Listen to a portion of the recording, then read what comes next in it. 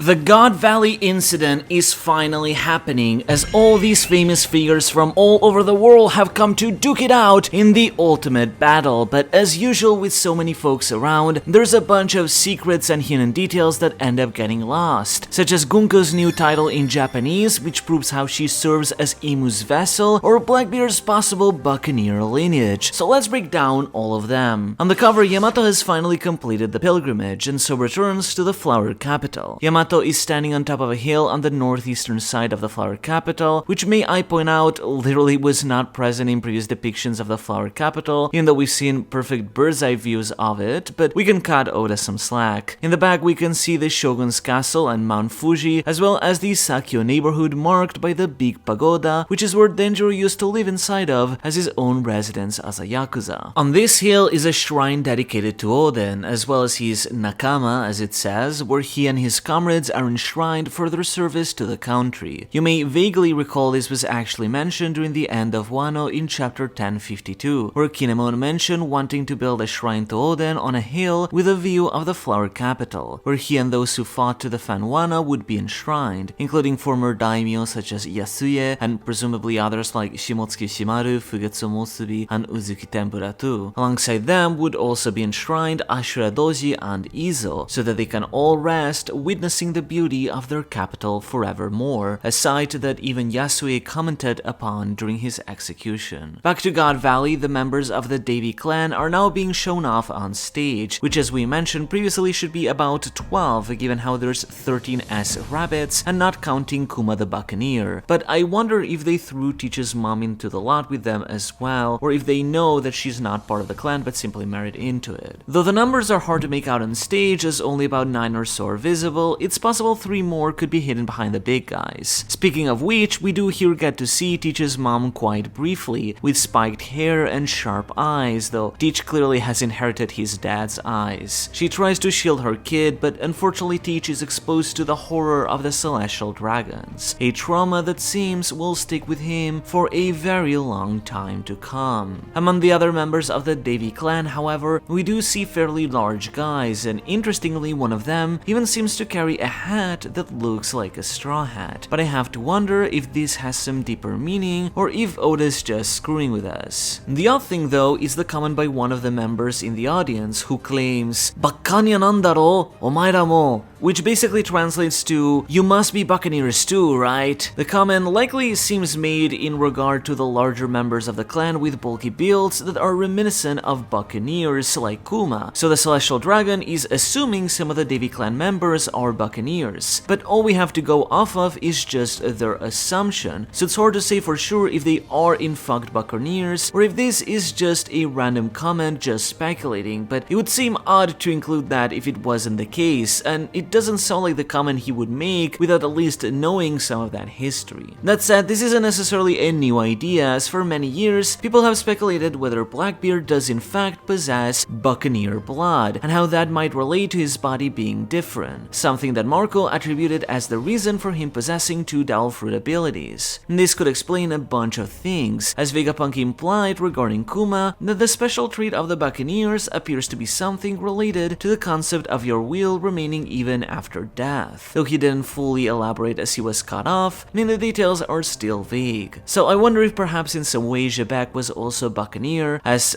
Teach's mother doesn't seem to quite have the height for it, and while Jebek is more slender, he's also quite a large man. And this could be why he ended up allowing his will to live on within Teach. This could explain how Jebek could have hypothetically lived on within Teach's body, as we've long since speculated, and how 2 souls existing in one body could allow one to eat 2 Devil Fruits, and perhaps also be why he doesn't sleep, just in the same way that Kuma's will still remained within his body even though he was technically dead. He's claiming that Teach has lived twice as long as a normal person would, which Oda pointed as being a very important line, could also relate not just to the not sleeping part, but also the possibility of this being the second lifetime he's on. Still, we'll have to see. Also, I don't want to really bother Oda too much with inconsistencies, but the size of the stage here is in a whole other dimension than it was seen as in chapter 1095, where there it was just a small person-sized stage, while here it's a whole arena. But primarily it's interesting because it makes the 9 treasure chests, unlike 6 originally, look particularly gigantic, when they are not intended to be from what we see later, as they're supposed to just house Del fruits. As Saturn and Garling observe, the latter says that the discovery of the Davy clan here was just a twist of fate, which is an interesting concept to talk about, considering just last chapter Jebek as well was talking of fate, this being titled The Island of Fate. The dialogue between the two is also fitting, as Garling would end up overtaking Saturn's position too. On the other hand, as we had assumed, indeed, the mother speaking to Dragon was Shanks and Shamrock's mom, though again we do not see her face. She begs Dragon to take her children away from Garling, and so left with this final wish, Dragon can help but spring into action. Marines are supposed to have left the island, staying on the ships to ensure no one leaves by sea, but Dragon remains to follow his own convictions. At the same time, the genocide tournament begins, giving rabbits 1 hour to find a hiding place until they begin to be hunted. They are promised that if they can survive 3 weeks, they will be liberated. While such survival for so long already seems so unlikely, as we were told by Ivankov, any survivors after the 3-week period would be executed regardless, but they are given the lie that they might survive in order to keep them desperately running. The sheer horror of this game can't be put into words, in what might be one of the most difficult to read One Piece chapters in a long time. Be it families, elders, or even children, none are safe from this twisted game, all while the entire game is being broadcasted to the other celestial dragons and Marijois, who are watching it all for their personal enjoyment. Several of the families battle for glory to become the one with the highest score, but among them we have mentions of not just the Figerland, Manmeyer, or Shepherd families, but also the Bavette family, which would be one of the yet unnamed families we were waiting to get the name of. The name Babetto can be romanized in different ways, as either Bavette, Babette, Babette, or Babeth, so it's hard to say which one Oda is intending. Beyond the exiled Nefeltari, the 19 founding families now include the Neronas, the Figerlands, the J. Garcias, the Marcuses, the Topmans, the Ethan Barons, the Shepherds, the Manmeyers, the Don Quixotes, the Rimoshifus, and now the Bavettes, with another 8 still unnamed. Speaking of the Manmeyers, we do get to see Gunko, or her whole title as Saint Manmeyer Gunko is displayed here, probably for Oda to remind readers who were not aware that her name was retconned and corrected as Saint Manmeyer Gunko. The name Saint Gunko is officially romanized in Japanese, showing that Oda wants to go with the romanization of saint, be it for male or female like the official translation does. As I explained before, male celestial dragons carry the honorific sei, which means saint or holy, whereas female celestial dragons carry the honorific gu, which is a suffix used for members of the Japanese royal family, which fundamentally means lady or princess. I had proposed using saint and saintess to distinguish, which while not fully correct in English better fits that idea, but I suppose Oda is going for the more correct standardized saint for both, even if that means this little nuance gets lost in translation. Far more interesting though is Gunko's title, as she appears to have a completely unique title given only to her, Kami no Jujin. This is a complicated term, so let's break it down part by part. First of all, Kami means god, which in this context has been often used to refer to Imu, considered the god ruling over this world. Shujin is a unique word Oda has made here by combining the kanji for servant and blade. No is the possessive particle attributing the Shujin to Kami, meaning that Kami no Shujin translates to God's servant blade. This term makes a lot of sense, as Gunko here is basically defined as being Imu's personal servant, like his blade. In Japanese, to be someone's blade, and in English to an extent, or to be someone's knife, means that you are basically their servant,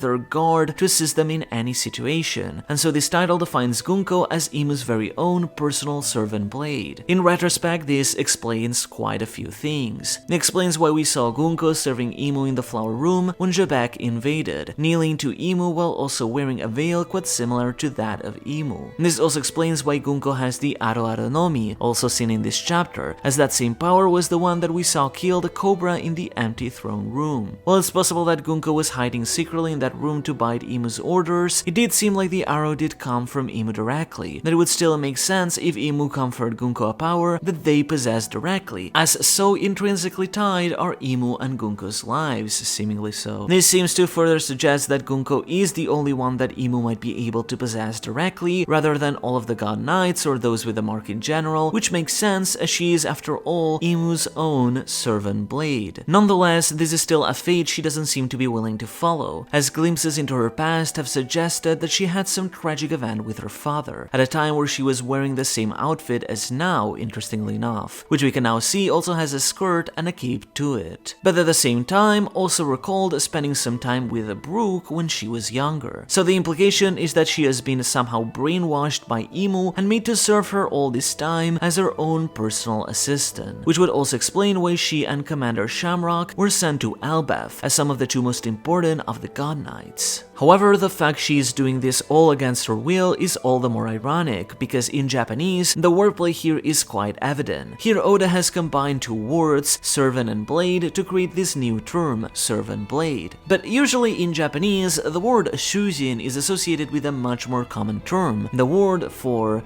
prisoner, shujin. Indeed, Gunko is a prisoner of Imu, forced to be God's servant against her will. I have to wonder if Gunko at this point even is her actual name, as like we've mentioned before, it is mentioned by the kanji for military and child/girl, fundamentally meaning child soldier. However, what's interesting about this title is that one of the celestial dragons focusing on bats refers to Gunko by saying, "Are you sure? She's still God's servant blade, retained by the God Knights." The way this is worded seems to make it sound as if her position is one of under the God Knights, meaning that either this position as Imu's servant is one that is demeaned in such a way that it is not valued as highly as the God Knights, which is consistent with what we said, that Gunko is basically being treated like a prisoner of Imu, or alternatively that the position of servant blade is more like an apprenticeship to the God Knights, where Gunko had not yet fully become a God Knight, but was training to be one. This is interesting given how in her volume retcon, Gunko's title of God Knight in Elbaf was actually removed, though it is still present a couple chapters prior during her first introduction. This also makes sense as she doesn't show up in the lineup by the end of the chapter, but it's hard to say for sure given her connection with Imu and the fact that she is the only one so far that possesses this completely unique title. At the same time, a young Sommers is also being a disgusting horrid monster, using his powers, which he already possessed at this time, to torture a little kid. And this makes me look forward all the more to him getting absolutely destroyed by Gaban, as the two had met at some point in the past, and it's most likely that it was here, where Gaban would leave Sommers with a trauma he will definitely not be forgetting anytime soon. Sadly, the horrors continue, and Dragon is forced to bear witness to them all, reshaping his view of the world and paving the way for a small spark of revolution to take flame. Part of that spark, however, is inspired by a young Ivankov, who holds on to hope to wish for liberation, in a scene that we had seen in chapter 1096. What we didn't see is that Ivankov, Kuma, and the others were almost shot to death by a rifle, but Dragon defended them by shooting the celestial dragon with one of his tranquilizer rounds, allowing the group to survive. Of course, in the future, Ivankov would meet Dragon again, leading to the freedom fighters, and later with Kuma, the founding of the Revolutionary Army. But as all hope seems to vanish, suddenly the Rock's pirates make a landfall on the island. Jebek, Barbel, Shiki, Kyo, John, Newgate, Stussy, Gloriosa, Stroysen, Linlin, and Kaido are all here, among a couple others not seen here like Gilbastar, but as we are told, Ochuko did in fact sit this one out with a really poor excuse. As we see, their objectives are primarily to rescue Shaki, though they also have an interest in plundering the treasures found here, which include the devil fruits. Whitebeard actually seems to view Shaki as a friend and wants to rescue her as a result, even if he does still have a crush on her, while Big Mom and Kaido are going after the devil fruits. Interestingly, Barbel has now shaved his hair, which matches his appearance in chapter 1096, making that difference consistent. Also, while seen before, it's worth noting that Newgate had a unique Jolly Roger in the shape of a skull with his mustache on that ended up being different from his simple seen later when he formed his own pirate crew. You can also spot Shiki and Kyo in the back bickering with each other, as we were told after all that they were rivals. Captain John is also still hitting the same bottle as he was seen in not just chapter 1096, but also when he was a zombie in Thriller Bark, as I suppose alcoholism sticks around for a while. I should quickly correct something, however, that I did mention last video, as John did seemingly survive God Valley because he allegedly died being murdered by his crew because he wouldn't tell them where he hid his legendary treasure, leaving its location an unknown mystery to this day, which Buggy wishes to find, though a hint to it should be in his band, which Luffy had picked up during Thriller Bark and later gave to Buggy in Impel Down. I do wonder, however, if said treasure could even be one of those treasures we see here in God Valley. In the ensuing chaos, Dragon takes advantage to take both of the twins, Shanks and Shamrock, but ultimately we know that only one of them would end up in Roger's hands. I do have to wonder then how the two split up, as I assume maybe Dragon was the one who put them into different treasure chests, but maybe Garling kept one of the chests as it remained at God Valley, while the other one ended up with the Roger pirates. Speaking of the twins though, their existence was actually foreshadowed in chapter 1096. At the start of the chapter, Garling said, "Watch me, children," which many misinterpreted as him taunting the other god knights. But the way it was worded in Japanese didn't sound like "watch me, brats" or anything condescending, but rather referring to actual children given the word used. And so it makes sense that he was referring to the twins, basically telling them, "Look how great your father is." Following the Rocks pirates, the Roger pirates also descend on the island, ready to take Shaki, to the point that they end up trampling over Roger. Behind him you can also spot Rayleigh and Gaben shooting glares at each other, showcasing very much their Zoro-Sanji-like dynamic. Further behind we also have Peter Mu, Max Marks, Taro, Jackson Banner, who many said is reminiscent of Nika and doesn't beat said allegations by doing the iconic pose here, Rangaram, Mugen, Mr. Momota, Mil Payne, and Donkino. In chapter 1096 we hear a faint cry of Roger saying, "Come here, Rocks," and Jebek saying, "Out of the way, Roger," which makes more sense now, as perhaps Jebek didn't want to fight Roger right away due to wanting to focus on rescuing his family first and foremost. To stop them, the God Knights move into action, showing us quite a few more than before. The name itself is romanized by Oda as Knights of God, which is basically the same definition as the God's Knights, just written with an off instead. However, this does show that their name is in fact referring to them being the Knights serving God. In this case, of course, God being, once again, Imu. The official translation unfortunately mistranslated their name as the Holy Knights, which I can kinda see what they were trying to do with the Holy Land, but Knights of God, or God Knights if you just want to roll it off the tongue better, is the more correct translation here. Among them we see, of course, Garling as well as Sommers, the latter wielding his thorny sword. By his side we also see the blue-haired woman from the Manmeyer family, who spoke with Gunko last chapter and first appeared in 1096, which we now have a confirmation she is in fact a God Knight too. Next to Garling is this woman with long hair that also first appeared in 1096, which while depicted as dark here, was shown to be blonde in the anime. We also see here her weapon for the first time, being some kind of spear or sword with a very triangular edge. Opposite of her is the other knight we saw in chapter 1096, being a tall man wearing a cow's skull, similar to Road in a sense, though Road was wearing a moose's skull. As we'd previously seen, he appears to be carrying a scythe. These two had a brief voice line in the anime if you're curious about how they sound like, which indicates the skull guy is in fact a man. But beyond them, we get two brand new God Knights. For one, there's a very tall woman, as clear by the breasts, who interestingly possesses small horns, jagged teeth, hair split into two colors, and particularly large hands, whilst also smoking what looks like a cigar. There's not that much more that we can infer from her, but the jagged teeth and that mouth are heavily reminiscent of Killingam's, meaning she could be his mother, or potentially just another member of the Rimoshifu family. And behind them is the, thing, which kinda looks like a yeti on one hand, but at the same time also appears to have bat-like wings, with large horns, jagged teeth, surrounded by a large beard, and again, the wings. Though I wonder how much of the beard is part of his powers as a creature, or if it's just due to being some old bearded man. The wings are the most defining detail here, so my best guess is that this is some kind of bat demon who is in his transformed state, much like Killingham, whether by fruit or demonic power. creature, which could be any variety of mythical demonic bats like the Yamachichi yokai, the Mayan Kamatzots, or the Ilocano Batibat. The pirates keep advancing as we see Whitebeard and Shiki mowing down marines, with Shiki in particular staying afloat with his powers. However, suddenly a cannonball crashes onto the island like a meteor, as Garp's fleet has arrived, as marked by the iconic dog head, which he had used since all the way back then. Coming on it is of course Vice Admiral Garp, who throws cannonballs just like he did against Luffy, and by his side is his ever-loyal Bogard, who clearly is way older than he appears to be given how he was here 38 years ago and already appears quite old enough. With this, all the legends are gathered on God Valley. The Rocks Pirates, the Roger Pirates, the God Knights, and Garp and his Marines. We now know how history will play out. Roger and Garp will team up against the Rocks and take down the crew once and for all, while the island itself will disappear without a trace. But what else lied in these historical events? What was the real truth to this era-defining incident?